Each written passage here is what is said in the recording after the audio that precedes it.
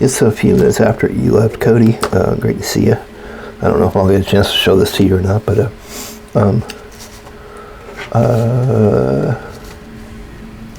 either follow-up or something I thought I would like to say, what I would be saying probably if you're still here. I wrote a couple quick notes and I could try and remember, and I just thought I'd just go ahead and put it on the video real quick. It shouldn't be much more than 5 minutes unless I get inspired or whatever and get unctioned. The force to stop harm is not legal nor governmental.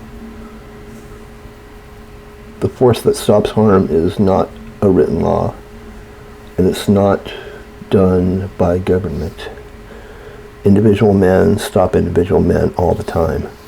Every time an individual is stopped from harming another individual, they are stopped by an individual.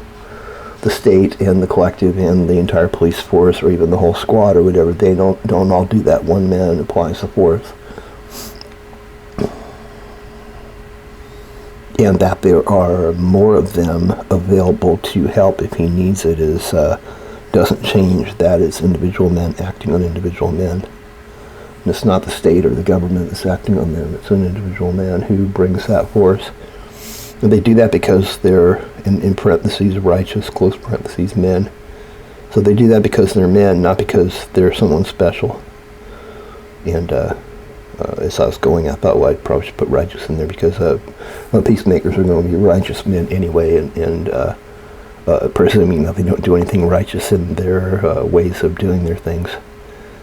They're going to be challenged about doing things right in their way of doing things if they believe that a legal precept somewhere applies to their situation.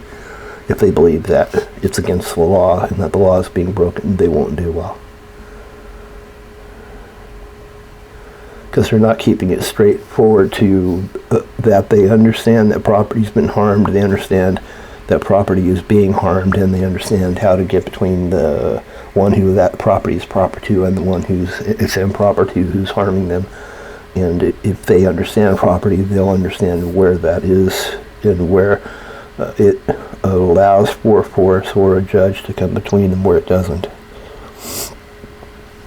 If judges come between men to force them because a law is written somewhere, the judge is dishonored basically, and I would say should be in danger of suffering some extreme loss for being a false judge. So yeah, that's kind of a problem. Anarchists can force, they just won't rule. They may make rulings, but they don't believe that rulership is acceptable because they see it as aggro and force. They see it as aggression and the binding of the liberty of men who are to be free, not being harmed and forced just because someone decided to say "thou shalt not" to them. I love that you told me that this one vision had God as saying, "I'm the harmless one." Dang. Here's one more while I'm still here. It's only been 3.5 minutes. You can take it. So here's something about the love thing I mentioned before. And this proves, this is how you prove that men are equal in God's sight and that men are equal in value naturally and in they're endowed by God of themselves, the property of their life, liberty, and then being able to hold the property they hold, their life and liberty being their property. You can tell that this is real and that God does not give a diminished value of that to anyone by this simple set of, I guess you'd say it's like a logic thing, possibly one follows after the other. Love is a measure of fullness of value of its subject. When you love, you measure the value of them as full. You don't measure them fully. It's that kind of works, but you measure them as full. You measure them, and your measurement is that they're fully valued, and that love does not have to have feelings with it, as I mentioned earlier. It just has to be full valuation, and it'll work out in righteousness because you will be harmless to those you value fully. If his security is important, I forgot about my little logic stream of sentences. I'll get in a second. If you I wish I wouldn't have done that. Okay, so Love is a measure of the fullness of value of its subject. God loves you.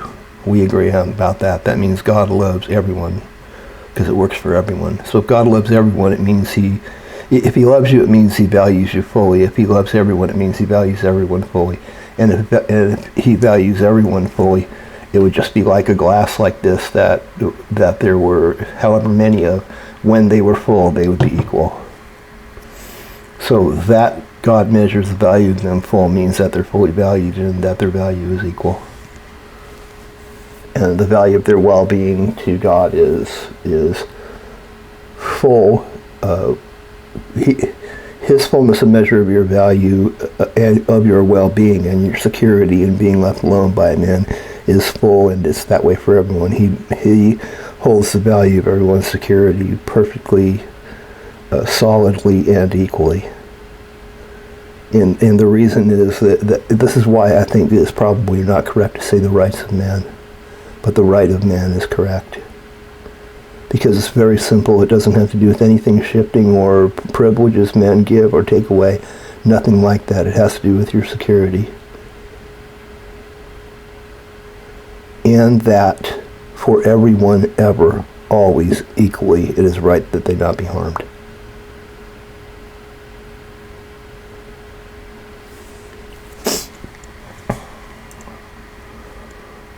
So God will favor one and disfavor another.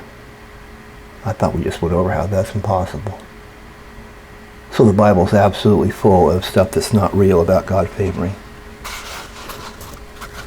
And it's even worse because they treat it as that he favors a collective. Doesn't even talk about favoring you as an individual. He's talking about favoring a nation or a priesthood as a collective, which God does not recognize because he deals with men. He doesn't even respect persons. How would he respect the persona mixture that the world or this organization would be?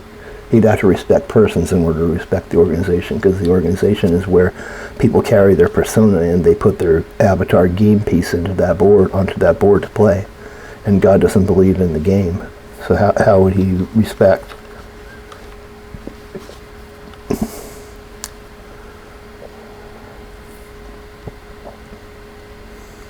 How would that not be enough to be able to tell us why collectives fail and collectives aren't real, and we can't base anything in righteousness about what a collective has to say or appears to have to say? Because collectives don't say, because individuals say. People say, and then they say that they're saying for the collective or that they're ruling it, but it's really an individual man telling an individual man, thou shalt or thou shalt not.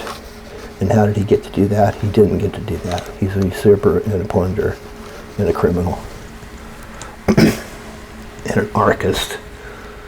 You think, you want to talk about anarchy or whatever, or get on Facebook and talk about anarchy? Let's talk about archy. Who do you think you are having archy? You're going to promote that someone's better than everybody else and gets to tell them what to do? You anarchist.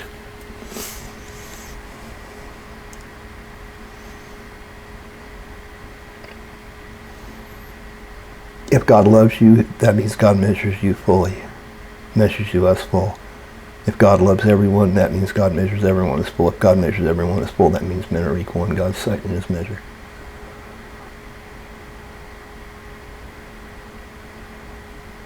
Pretty good, huh? That's probably a $5 one. My friend